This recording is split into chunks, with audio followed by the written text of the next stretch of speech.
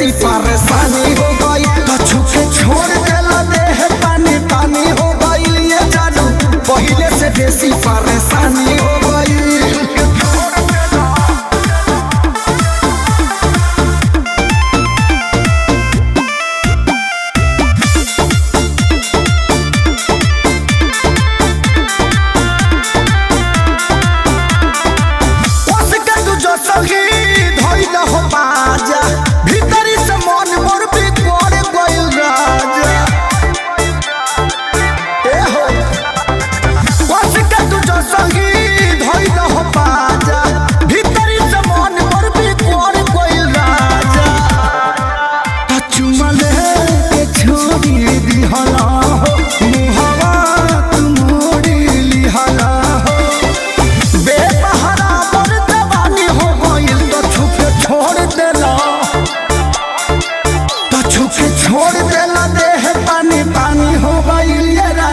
पहले से बेसी परेशानी हो गई। तो छुके छोड़ देला देह पानी पानी हो गई। ये जानू पहले से बेसी परेशानी हो गई।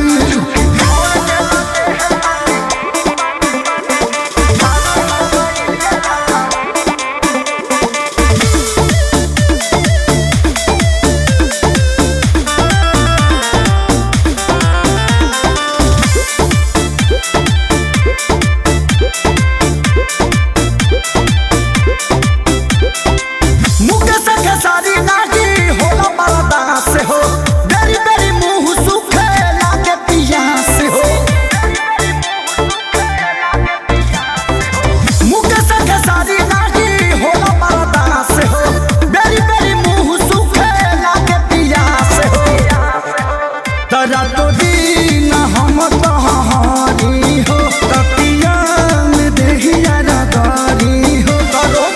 संजय तोहरो कहानी हो गई। छुपे छोड़ देला तो छुपे छोड़ देला देह पानी पानी हो गई। ये राजा पहले से बेसी परेशानी हो गई। तो छुपे छोड़ दे